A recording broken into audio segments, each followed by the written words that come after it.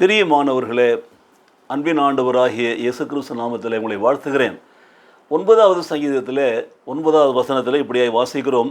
சிறுமைப்பட்டவனுக்கு கர்த்தர் அடைக்கலமானவர், நெருக்கப்படுகிற காலங்களிலே அவரே தஞ்சமானவர்.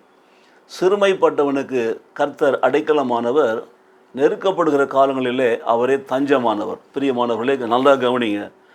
உங்களுடைய வாழ்க்கையில் நீங்கள் எப்பொழுதெல்லாம் சிறுமைப்படுகிறீர்களோ, மற்றவர்கள் முன்பாக நீங்கள் தாழ்த்தப்பட்டவர்களாக உணர்கிறீர்களோ, அல்லது மற்றவங்களை உபத்திரப்படுதான் நினைக்கிறீர்களோ, உங்களுக்கு தான் இந்த செய்தியை ஆண்டவரை காலையில் கொடுக்குறார் பாருங்கள். மாத்திரமல்ல, நெருக்கப்படுகிற காலங்களிலே உங்களை உபத்திரப்படுத்தி தொந்தரவுப்படுத்தி உங்களுக்கு இல்லாத பொருளாக சொல்லி உங்களை சரியான முறையில் பணியாற்ற விடாமல் உங்களுக்கு விரோதமான காரியங்கள்லாம் சொல்லி நெருக்கடியை கொடுத்துட்டே இருக்கிறாங்களா, அப்போது அவர் தஞ்சமானவர். ஸோ 2 காரியங்களை இந்த காலையிலே பரிசுத்த ஆவியானவர் உணர்த்துகிறார்.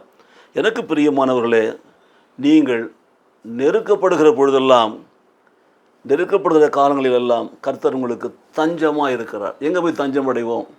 அடைக்கலமாக இருக்கிற இடத்துல தஞ்சம் அடைவோம் பாருங்கள். அடைக்கலமானவரும் அவரே, தஞ்சமானவரும் அவரே பாருங்கள். ஆகினால 2 பேரை நாம் எடுத்துக்கொள்வோம். சிறுமைப்பட்டவர்களை எடுத்துக்கொள்வோம், நெருக்கப்படுகிற காலங்களில் வாழ்களை எடுத்துக்கொள்வோம். இந்த 2 பேரையும் எடுத்துக்கொள்வோம். சிறுமைப்பட்டவர்களை எடுத்துக்கொள்வோம், நெருக்கப்படுகிற காலத்தில் வாழ்ந்து கொண்டிருக்கிற மக்களை எடுத்துக்கொள்ளும். இந்த இருவருக்குமே தேவன் எப்பொழுதும் அடைக்கலமானவராக இருக்கிறார், அடைக்கலம் கொடுக்கிறவராக இருக்கிறார், அவர் தஞ்சமானவராக இருக்கிறார். அவரிடத்தில் அடைக்கலம் புகுகிறவர்களை அவர் பாதுகாக்கிறார், தஞ்சம் புகுகிறவர்களை அவர் காப்பாற்றுகிறார் என்று நாம் பார்க்கிறோம். அப்போது நம்முடைய வாழ்க்கையில் நாம் சிறுமைப்படுகிற காலங்களில், நாம் நெருக்கப்படுகிற நேரங்களில் நாம் அடைக்கல பட்டணமாக இருக்கிற ஆண்டவரிடத்தில் போக வேண்டும். தஞ்சமாய் அவரிடத்தில் போய் தஞ்சம் அடைய வேண்டும். நீர் தான் எங்களுக்கு எல்லாம் என்று சொல்லி சரணடைய வேண்டும். அப்போது வசனம் சொல்லுகிறது பாருங்கள், 12வது வசனம் சொல்லுகிறது பாருங்கள். சிறுமைப்பட்டவனுடைய கூக்குரலை மறவார், அவரை நோக்கி கூப்பிட வேண்டும், அவரை நோக்கி கூப்பிட வேண்டும். ஆகவே அப்படி நாம் கூப்பிடுகிற பொழுது நிச்சயமாகவே அவர் கேட்பார். கேட்டு நமக்கு பாதுகாப்பை கொடுப்பார், நம்மை விடுதலை ஆக்குவார், நம்மை ஆசீர்வதிப்பார். இந்த ஒரு விசுவாச காரியங்களை நாம் இன்றைக்கு தாவீது இடமிருந்து கற்றுக்கொள்ள வேண்டும்.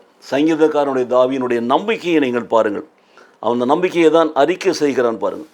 உங்களுடைய நம்பிக்கையும் இன்றைக்கு அப்படிப்பட்டதாக இருக்க வேண்டும். தாவீதை போல நாமும் நம்பி நாம் அறிக்கை செய்து ஆண்டவரை நோக்கி கூக்குரலிட்டு அவரை நோக்கி பார்த்து அவரை தேடுகிற பொழுது கவனிங்க, அவர் நமக்கு அடைக்கலம் கொடுத்து, அவர் நமக்கு தஞ்சம் கொடுத்து நம்முடைய கூக்குரலை கேட்டு நம்மை மறவாமல் நம்மை ஆசீர்வதித்து விடுதலை ஆக்குவார். எனவே எனக்கு அருமையான சகோதரனே, சகோதரியே, இந்த அதிகாலை வேளையில் ஆண்டவர் இயேசுவை தேடி வந்திருக்கிற உங்களுக்கு தான் ஆண்டவர் சொல்லுகிறார்.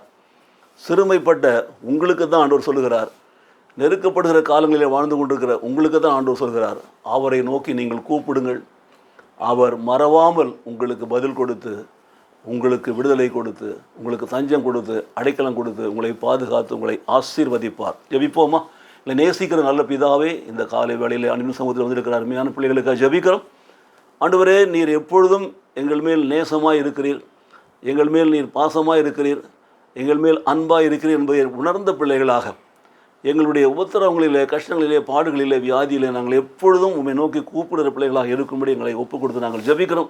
கூப்பிடுகிற எங்களை நீர் ஒரு நாளும் மறவாமல் கர்த்தர் எங்களுக்கு அடைக்கலம் கொடுத்து தஞ்சம் கொடுத்து எங்களை பாதுகாத்து ஆசீர்வதிப்பதற்காக உமக்கு நன்றி செலுத்துகிறோம். இயேசு கிறிஸ்து நாமத்திலே பிதாவே, ஆமேன், ஆமேன்.